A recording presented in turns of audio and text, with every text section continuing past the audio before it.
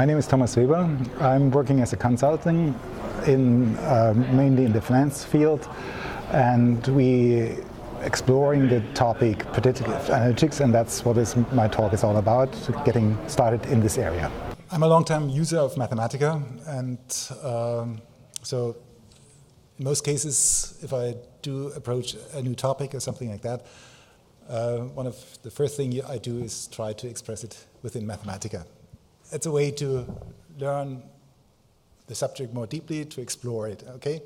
So we're interested in predictive analytics, and we thought, well, there's a lot of things going on there.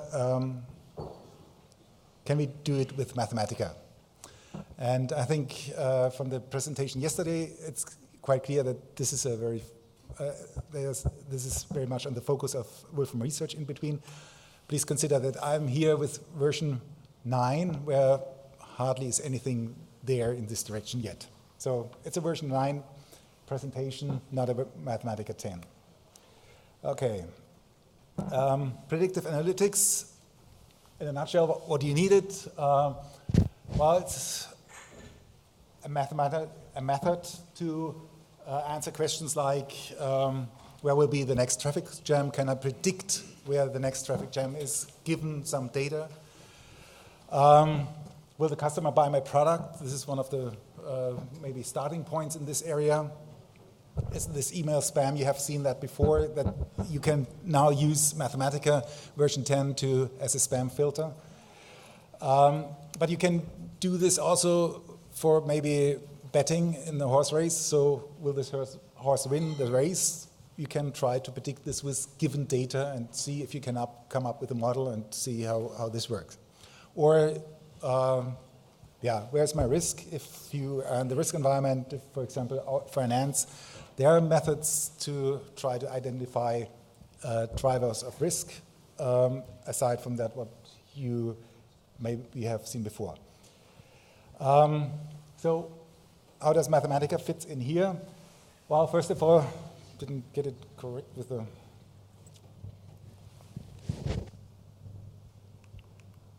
So what people claim that you need for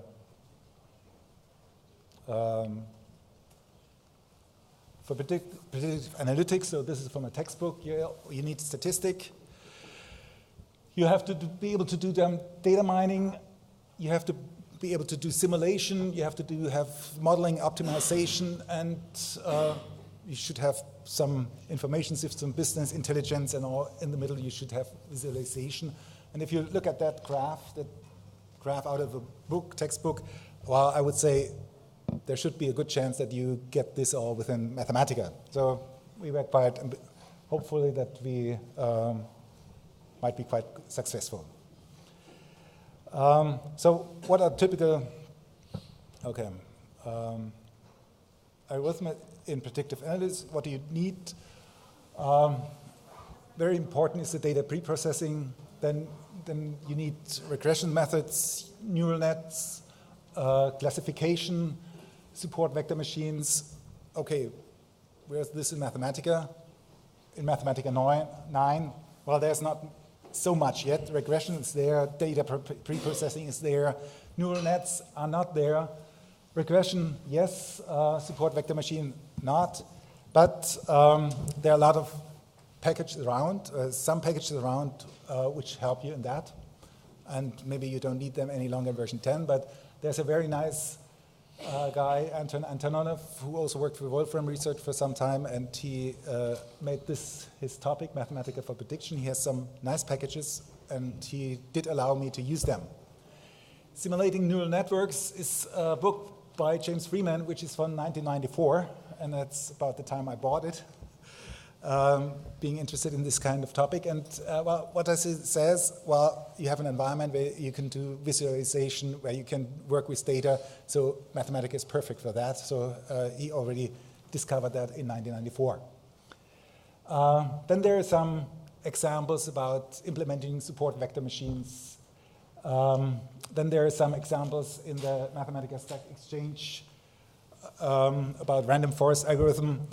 And with version 9, we have the access to R-link, with the R-link, and this allows you to really work with this environment, which is quite nice, as you probably will see. Okay, we do have something there in Mathematica, so that's a chance to get started.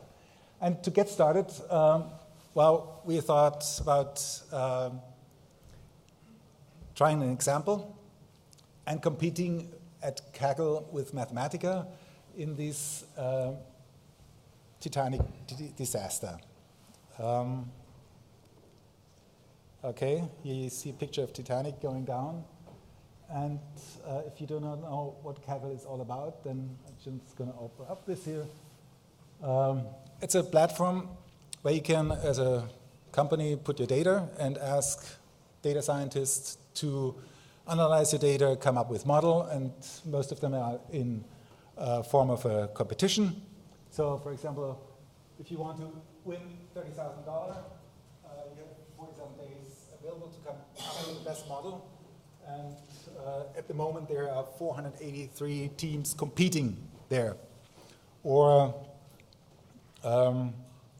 here, credit default. That looks quite interesting. You're supposed to predict out of the data you get from the company the risk of default. And there are just 40 teams to win 100,000, so that might be of interest for you to go there. So we didn't compete for money. We go for the one of these trainings, if you like to say, the predicting how, if I'm able to say if someone survives, or what are the factors or the attributes for a passenger to survive the Titanic disaster.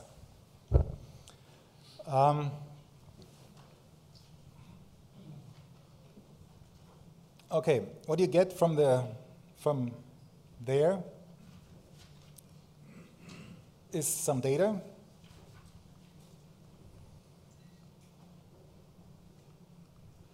There are two data sets, a training set.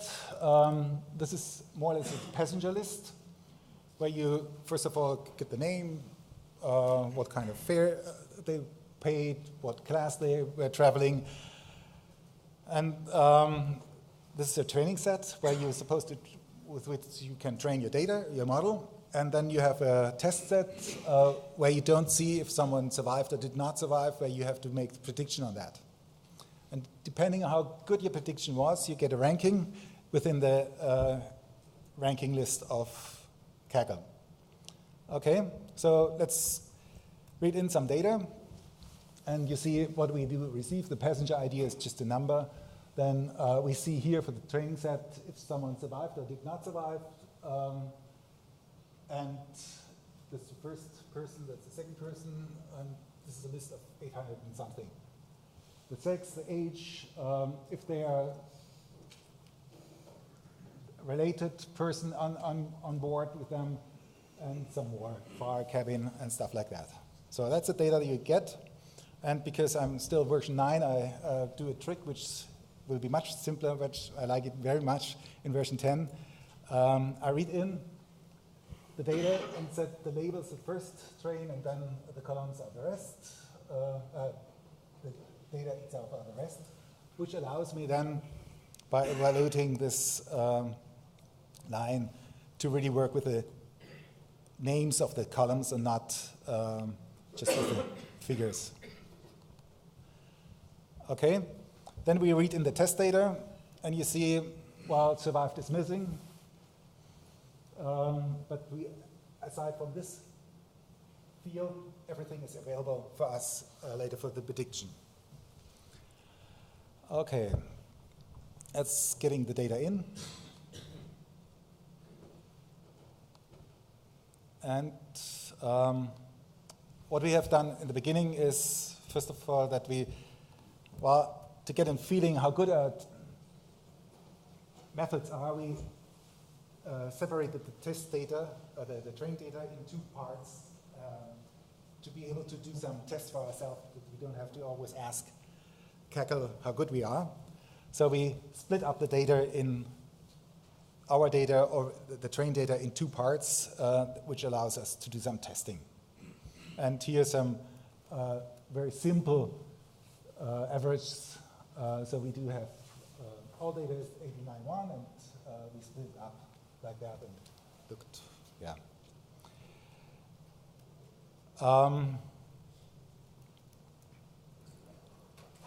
So next step is to work with the data, and if you look at the data, you see that there is some missing data, and matrix plot proved to be very valuable to find out where we have to look for missing data, because if we have missing data, well, we have to either think if we throw this data away, or if we somehow maybe are able to fill this in. So for example, cabin data is almost completely missing, so it's very difficult to make out something of that.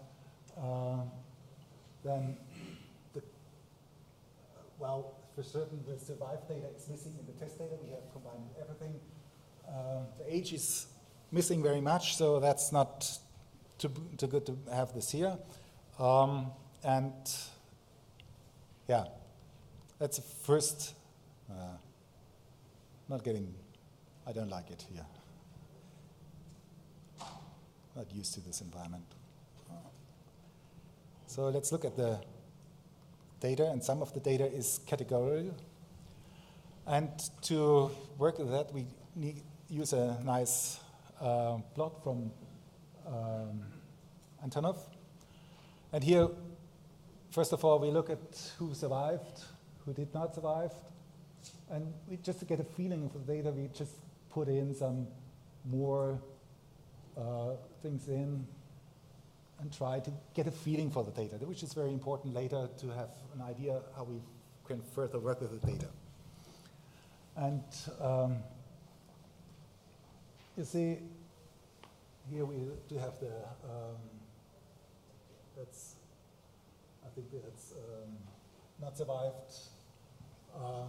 You can go over that and see actually what the conditions are, the attributes are, which goes to this region. Okay, so there's nice functionality here. Okay, let's work on the missing data, and well, we look at how many are missing. Again, you have seen this in the plot. Then we pick all data which are not numeric, and we just do a least square estimation where the numeric, and look at, for example, the fare and the age.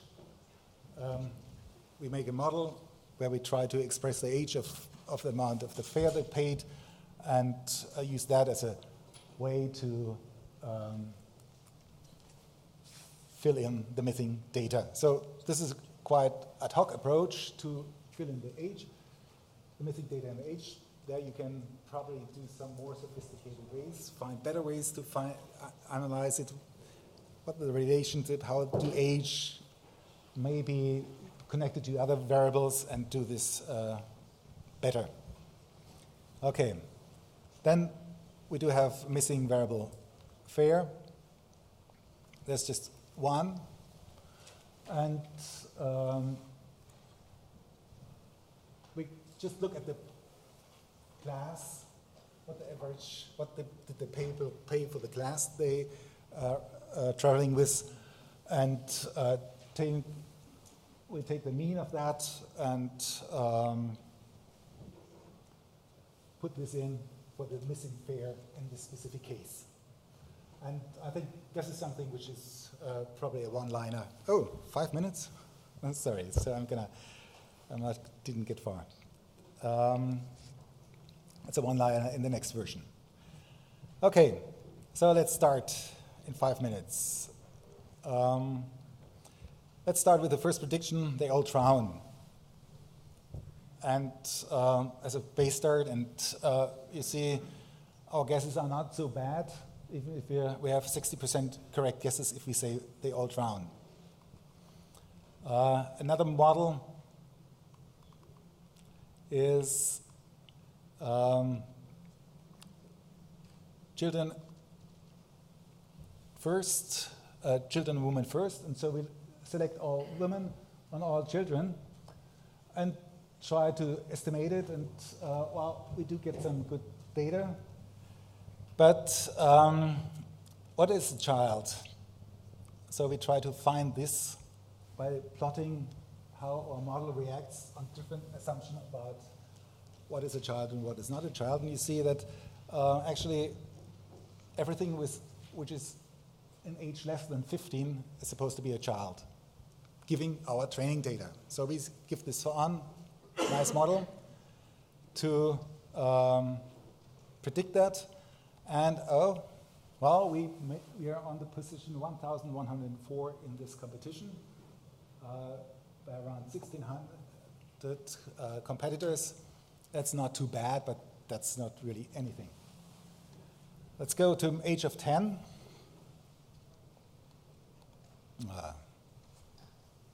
And you see that it's much better. So age of 10 seems to be better. So what's the next thing you're supposed to do? Well, we do have a data set. And in the data sets, for example, in the name, there's a title somehow included. There are doctors, professors, and stuff like that. So what you can do, you can try to extract that data out of the name. That we have done that, as others have as well. And if you do that, you get additional information. That's what you call feature engineering. Taking data, trying to analyze it and to get more data. And this already improves, again, very much your prediction. Then we go to regression models, and well, that's there, and it works, but our success is only intermediate.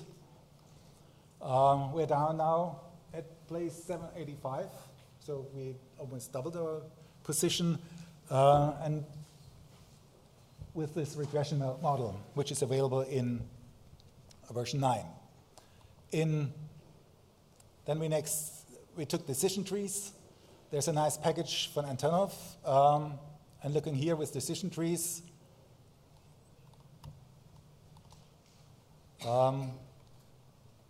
well, we were even able to improve our score to 500, so we're already in the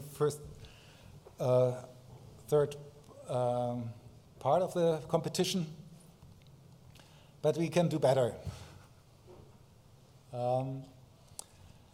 We can use random forest, the one which is introduced in version 10, and there are two possible available, one package from Antonov, and we can just use R.